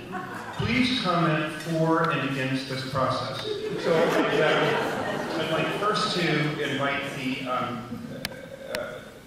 Gregg and Bill to respond, and then Roger and Brad, and I'll give you each a minute. Okay, we'll go first. I covered that as a reporter at that legislative session, and although I didn't cover specifically the oil tax issue, I was very close to the efforts of the reporters who did. It was not a transparent process. Senator Keithley didn't even tell her own Republican committee members, give them a peek at the committee substitute that she unveiled on the day that it passed out. There were a lot of experiences like that. Bill, do you want to add anything? What can I say? The first committee referral in the Senate was chaired by an executive at ConocoPhillips. The second committee of referral in the Senate was chaired by someone whose husband does work with the oil industry. The third committee was chaired by someone who works at ConocoPhillips. In the House, it was heard by an employee who works for ConocoPhillips. The conflict rules need to be changed, and I don't need to besmirch anyone. The conflict rules need to be changed.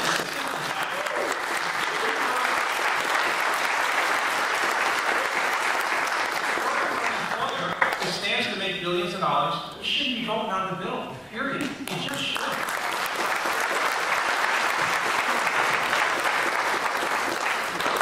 I think Hollis actually addressed this issue, and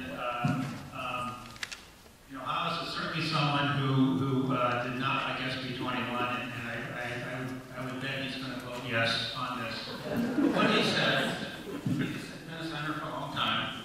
He said, what we have is a citizen legislature, part-time legislatures who all have jobs, and conflicts are inevitable, and everyone's going to have potential conflict from time to time. And as long as the conflicts are disclosed, the process is working. And there's nothing wrong with them working on these issues. Otherwise, this is me now, not Hollis. Otherwise, if these legislators don't vote, their constituents don't get represented. Now, ultimately, these legislators are responsible to their voters who know exactly who they work for. And there's another aspect to this issue.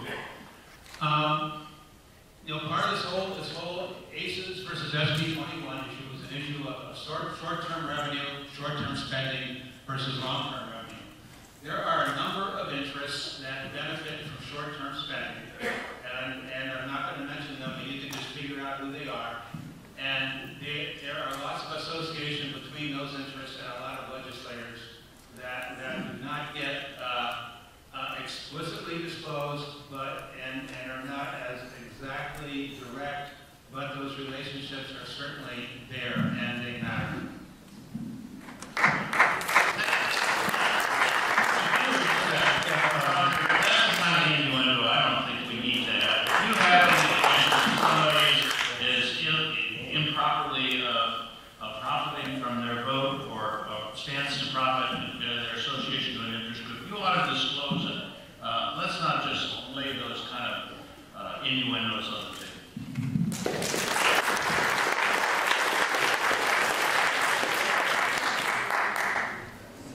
I think there's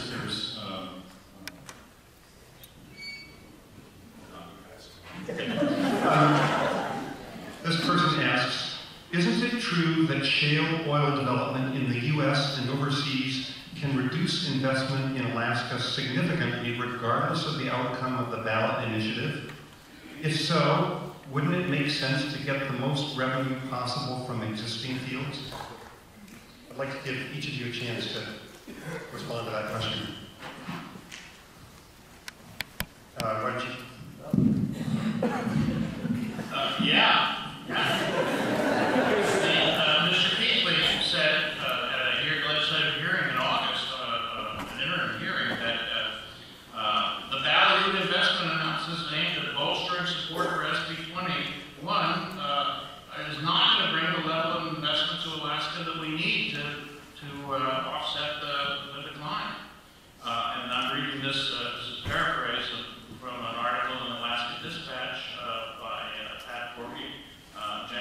22nd of this year.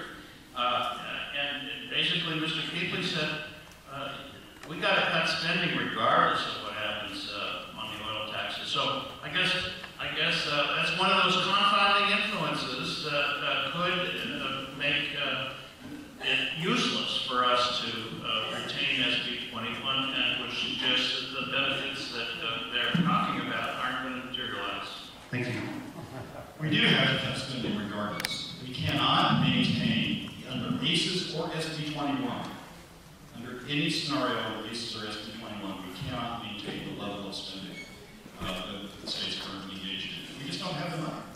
It's like I get $100,000 or whatever an income is, and I'm trying to spend $200,000. We don't have the revenue to sustain the level of spending that we've been engaged in. But that's not the end of the analysis. The analysis is, okay, what do we do about it? And we do two things about it. One, we got to cut spending. And two, we got to find ways to increase revenue. And SB 21 is designed to produce greater long-term revenue than ACES has. ACES is leading us into a situation where the state is on a path it can't sustain, and leading us into a situation where we have a fiscal crisis and economic crash in our future. SB 21 is designed to respond to that and increase long-term revenue for the state. That's what we need to do, and we need to stay the course with where we're headed.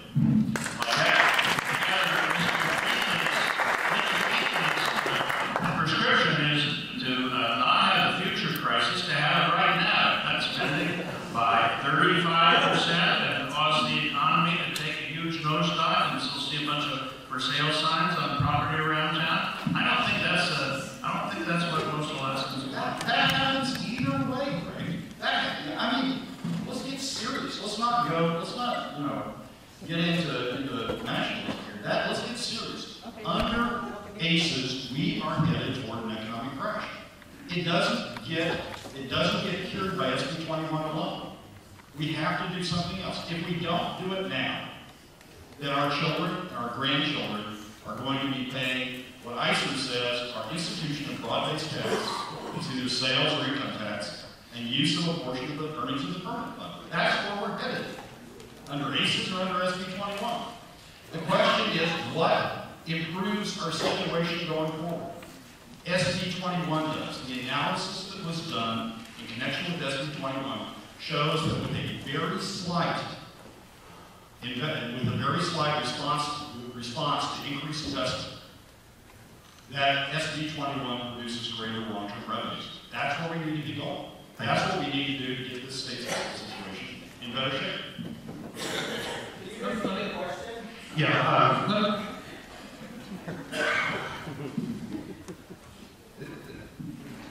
We're almost done with the question that they were answering, which I'm going to give Roger a chance to respond to very briefly, isn't it true that shale oil development in the U.S. and overseas can reduce investment in Alaska significantly regardless of the outcome of the ballot initiative? If so, wouldn't it make sense to get the most revenue possible from the existing fields? And I'll just let Roger get his 2 cents in on that. Well, the reason shale oil exploded in the last few years was because oil prices went up. And what happened was a resource that wasn't economically developed became economically developed. The same thing should have happened here. The prices doubled. A lot of development that wasn't economic became economic, but all that has to last by because the entire increase in price would have been taxed away. Panelists, and this person asks, since SB 21 passed, investment is up sharply, the production decline is now nearly flat, best performance in 12 years, and there are thousands of new jobs. Why shouldn't SB 21 be given a chance to work, especially since ACES did nothing to stem the production decline?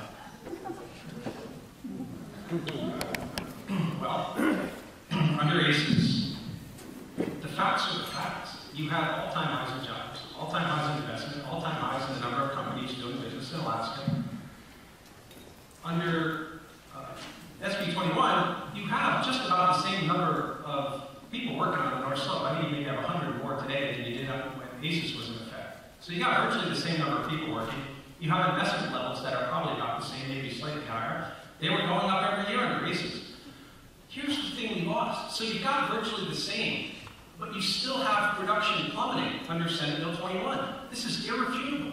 You got Governor Brownell saying he's got every interest in the world to say production's going up. He puts together his team of experts. He consults with the oil industry. They say, sorry, production's going down 45% in the next decade. That's including all the new investment. That's including all the new projections. That's what they're saying. BP's saying it's going down. Congress saying it's going down. So what you have is you have a situation where you have virtually the same amount of investment, same amount of jobs. But what you have is a system where we're getting billions of dollars less. It's not in Alaska's interest. It's a bad deal for Alaska. It's a great deal for the oil industry, terrible deal for Alaska. The notion that we have somehow arrested the decline rate is an artifact of the oil industry's manipulation of their investments. The Department of Revenue says that they shifted their drilling of workover wells out of the period preceding the 2013 session in order to make it look like they got a bigger bump afterwards. General Lisa, the VP, admitted that they had shifted their investments and that had not produced any new oil. It was just getting the oil sooner. Bill left out one thing at its all-time highs. That was the all-time high of state subsidies to pursue the exploration of oil in areas that we didn't know where it was, at the disincentive of producing it in areas and going and producing it in areas that we didn't know where it was. When you talk about the state's fiscal situation, we have been paying $400 million in subsidies. So yeah, ACES takes in a lot of revenue, but then it gives a lot back out. It's a redistribution system. Takes from the rich, gives to the poor, but the poor aren't producing it. The poor aren't bringing oil on. We know the oil is in the existing fields. We know there is additional oil there in small reservoirs. We know it takes economics to go producing it. That's what SB 21 is designed to do. It's designed to go get the oil we know and not chase after the oil we don't know. It's designed for the state not to give the credits, not to give the level of credits that were given under ACES. It's an economically rational system that over the next 30 years produces more revenue from the state than ACES does. Given where we are from a fiscal situation, it doesn't take a rocket scientist to figure out that we need to be finding ways to grow revenue. We need to go get the oil where we know it is, as opposed to chasing, paying money, giving subsidies to people to go chase the oil where we don't know it is.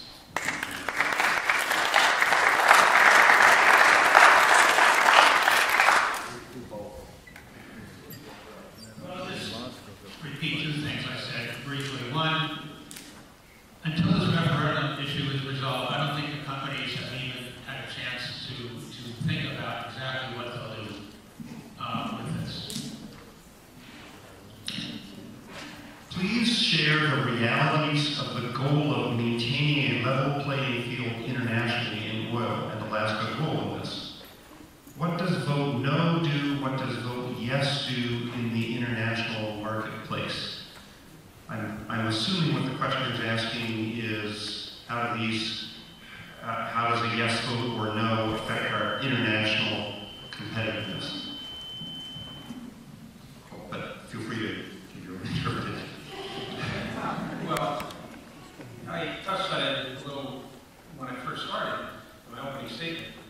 You know, you can look all across the world at what the government take is, and you have companies who have invested in Alaska, who invested in Venezuela, where they have a 95% tax rate, had their assets confiscated, invested in Russia, where they have a 90+% tax rate, had their assets confiscated, invested in China with a 90% tax rate, Kazakhstan a 90% tax rate, Argentina with an 80% tax rate, Norway with a 78% tax rate, Iraq where they get $2 a barrel in profit. In Alaska, the tax rate is much lower than those other cases, much lower than those. Alaska was competitive. But here's the thing, you're asking the wrong question. Because the question is, When you take out a lease in the state of Alaska, you have a legal obligation to produce on that lease when you can make a reasonable profit. The courts have said, reasonable profit, that's 10 to 30% rate of return. They're making 123% rate of return. Their leases obligate them to produce under leases now, without any incentives, without any more incentives. You don't have to give tax rates, and that's the fundamental error that we're making in this whole discussion. Okay, thank you. It's a perpetual pattern of everybody having a chance at questions, but okay. Well, that, if you look at who Alaska competes with other jurisdictions that have similar risk-reward balances in terms of reserves, prices, costs, other geological risks, institutional systems. Alaska doesn't compete with Azerbaijan. It has fabulous resources at low risk. It doesn't compete with Kazakhstan. It doesn't compete with Venezuela. It competes with North Dakota, Texas, the Gulf of Mexico, California, Australia, Brazil. If you look at the jurisdictions Alaska competes with, under ACES, the government, during the time ACES was the Fed, the government take, again, was 10 to 15 percentage points higher in Alaska than in these jurisdictions Alaska competes with. That amounted to $1.5 billion to $2 billion more they can make in these other places. Okay, thank you. Well, let me just chime in. I come back again to the fact that we have this self-centered attitude that suggests that our tax rate makes a big difference in the broad scheme of things. Everything we know suggests that it only makes a tiny difference. And it is, all the research indicates, all our own experience indicates that. And as Roger was talking about North Dakota's development being a consequence of rising oil prices, well, it wasn't just that, and he knows, it was the technological developments that occurred at the same time that made this resource accessible at reasonable cost. So all of those factors enter into the calculation. Taxes are only a very small factor, and by no means the one that is going to pop out as the signal out of all the other noise. Roger, Brad, you want to? You can briefly. Bill made one comment that I think is worth noting, and that is that we ought to be pursuing the oil companies for failure to develop. There have been 15 governors in the state. There have been many more attorney generals in the state. None of them have ever taken that position. None of them have ever pursued oil companies. Why not? It's a loser. I tried those cases when I lived in Oklahoma and was practicing law in Oklahoma. You lose them. You lose them if the oil company can demonstrate that they have reasonable opportunities elsewhere, and that the opportunity you have on the current lease is not living up to that standard that you have elsewhere in the world. You just lose them. So we can talk about doing that. We can talk about chasing down that rabbit hole. It doesn't give you money at the end of the day. What this state needs going forward is it needs money. It needs a rational oil tax system that increases investment, increases production, and increases revenue. That's what the legislature was doing when they developed SB 25. So we can talk about these things. We can talk about it's our oil. We can talk about we're going to sue them. We can talk about we're going to go drill. But we don't have the right to do any of that. And we lose if we try to pursue that. We need to be realistic about what we're facing. We need to be realistic that we cannot afford the spending that we've engaged in. We need to be realistic about increasing revenue. Okay, thank you. 21 minutes. Thank you. What is the planning horizon for oil development? Could the passage of SB 21 even possibly affect the decision-making process for projects currently being developed this season? Could the structure of ACES have affected the decision-making process for development this season, either negatively or positively? Well, we know that SB 21 has already affected the decision-making process because they have cut back investment when the legislature was considering it, and when the legislature passed it, they increased investment.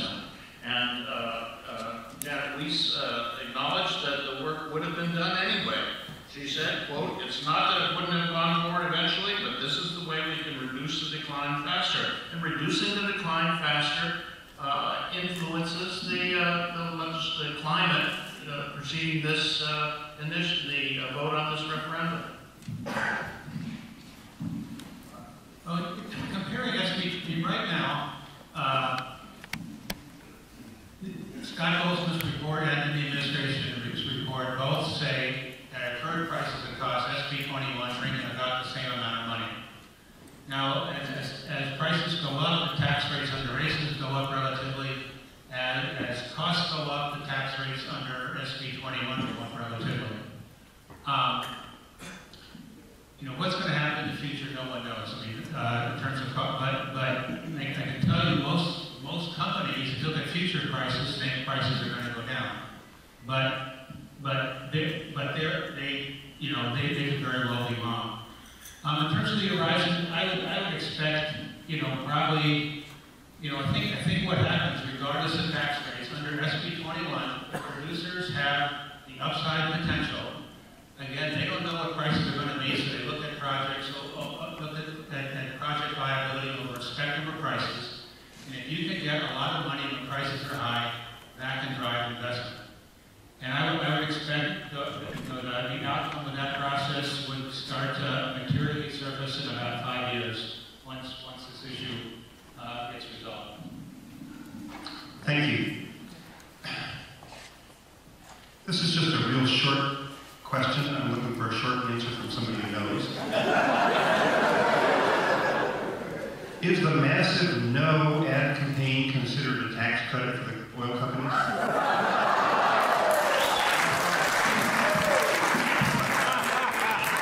It's not supposed to be, but we never audit those things. At least we don't audit them for years, so who knows? The answer is no. Thank you. My friends who are current employees with an oil company say they will lose their jobs if this repeal passes. True? Well, if some of them will lose their jobs in the normal course of affairs, and some of them will get better jobs, and things change. Will the passage of the approval of the referendum make a big difference in that regard? Absolutely not. Absolutely not.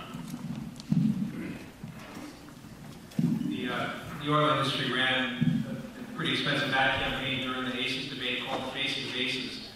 And they claimed all these people were losing jobs because of ACES.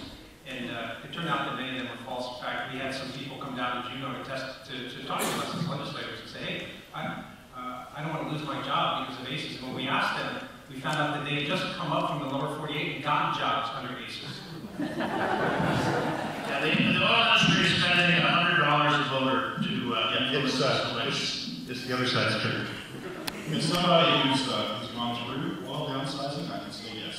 There will be marginal losses in employment if investment goes down. Investment will go down if we repeal SB 21 and retain ACES. There will be losses at the margin because investment will go down. That's just the way it happens. It's not bad. It's not cruel. It's not somebody trying to punish somebody. It just happens. That's what goes down. They can keep their job if they agree to go to North Dakota or Texas, where they can make a profit.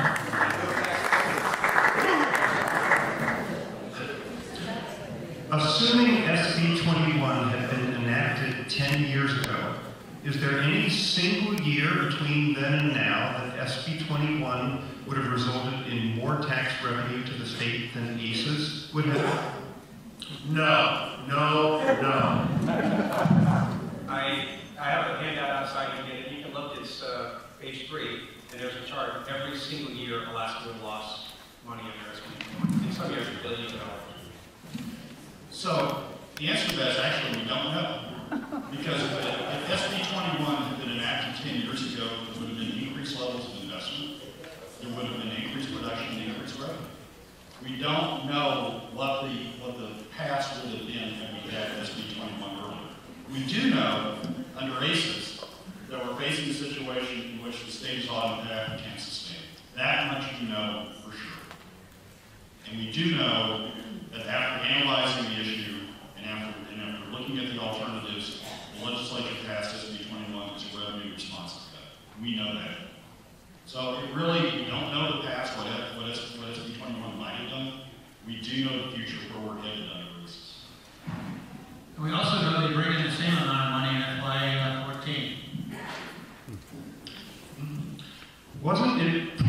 from oil portfolios outside Alaska that developed our North Slope? Doesn't money go to where profit margins are most competitive? Again, when you take out, I know Brad doesn't want to believe this, he's an oil company attorney who fought against us taking away Point Thompson. He said before that, you never win these cases. Well, guess what? He lost Point Thompson. And that's the only reason that the second largest undeveloped field in North America is being developed, because the state finally said, enough is enough. We're not going to let you warehouse that gas and oil for another 30 years, just like you did. We're not going to let you warehouse that for another 27 plans of development. So he lost the case, and because of that, they're spending billions of dollars, billions right now, to develop Point Thompson. So the fundamental issue is, if you take out a lease in Alaska, guess what? You gotta develop it. You can't just sit on it and then come back to the legislature and say, you know what? Give me more tax breaks, give me more tax breaks. Yeah, I can make 123% rate of return. Yeah, I can make billions of dollars in profit, but I want more. Guess what? When you take out a lease in the state of Alaska, I don't know what cases he's reading, but every single case that I've read all across the state, and the case he lost in Alaska proves exactly the opposite of what he's saying.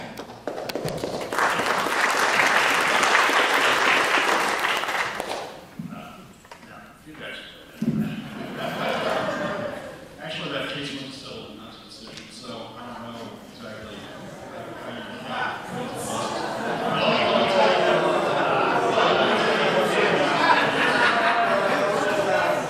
The data lose in that case was the state of Alaska. And why the state of Alaska lost in that case is because we've now directed $2 billion of investment to a field that's going to produce 10,000 barrels a day of oil, instead of $2 billion of investment to fields that would produce double, triple, whatever that.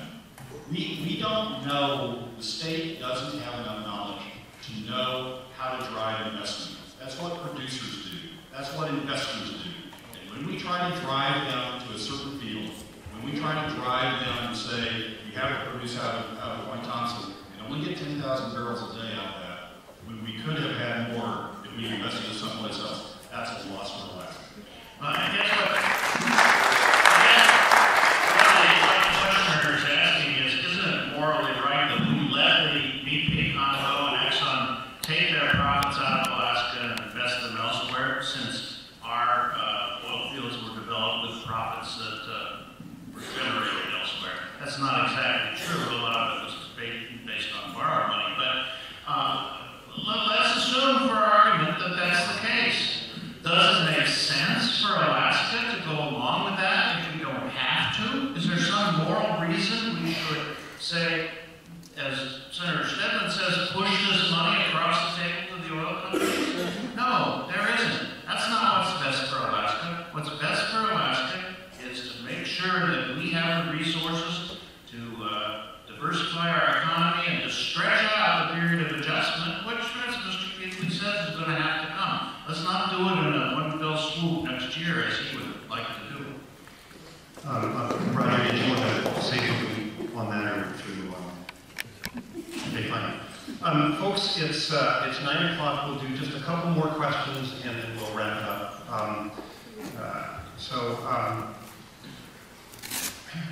By voting no on SB 21, what is the incentive to return to the table to produce a real fix to our tax scheme?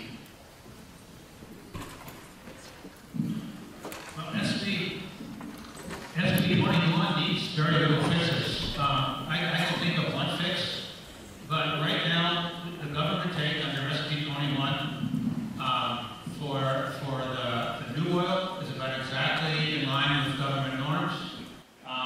And for the old oil, it's a little bit high. That would be one thing, to think about fixing down the road. The other issue is having a bifurcated system of having one set of taxes for one kind of fields, another set of taxes for another. What it does is drive investment from one kind to the other for reason of tax, which is not efficient. But those are small problems. SB 21 has done a splendid job of ameliorating the problem of excessive government take on the low end. It makes it much more in line with government norms. So investors can earn here what they earn in other places, and again should invest here like they invest in other places. I think it's the incentive to amend SB 21 will come from the oil companies, because we're going to hear them say, if not next year, certainly the year after, that, well, if you want a gas line, we've got to have another change to give us more profits on the oil. And that's where the pressure for change in SB 21 is going to come, if voters reject the referendum. I'll be real brief. If you say no, then there's going to be tremendous pressure on our budget. Because here's what SB 21 does. There's sort of this hidden time bomb. It sets for new fields get a tax rate of about 13% net. Right? It's one of the lowest tax rates in the world. The tax rate goes down every single year. It's a ticking time bomb. In fact, what we're doing is we're setting up a situation where new fields have a negative present value for the state. In other words, for the state of Alaska, the state actually loses money if the oil companies produce, because we're paying out credits and we're getting so little back in return. So there will be tremendous pressure on the legislature, but it won't happen for years. And we'll be broke at that time. We'll be broke in about 8 years according to the budget research to keep SB 21. At that time, look for rates on your permanent fund, look for rates on income tax, look for sales tax. They're already starting to talk about it. I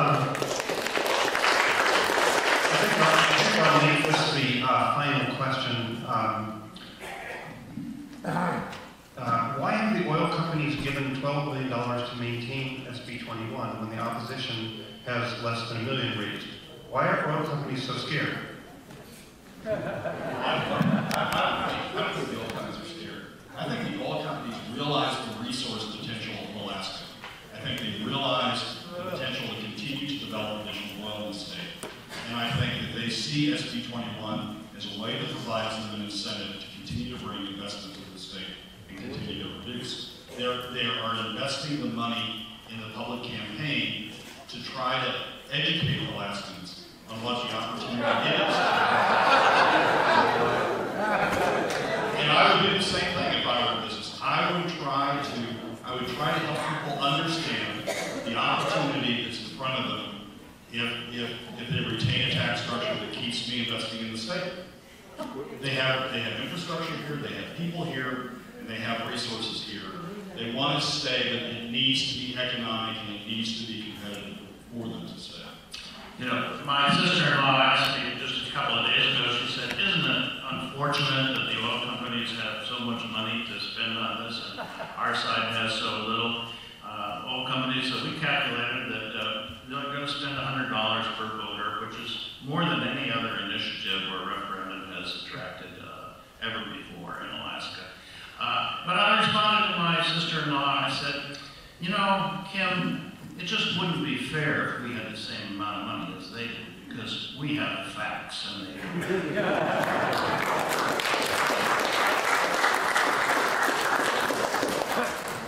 You know, the oil companies are doing their job. Their job is to maximize the profits for their shareholders. I don't grudge them for that, but how much would you spend to keep billions of dollars in tax breaks? You know, they're acting as rational investors by spending millions of dollars to make billions of dollars in profits. It's the easiest money they'll make. But our job as legislators, our job as Alaskans is to follow the Constitution and make sure that we get the maximum value for our resource. We're not doing that at this point. We're giving them away.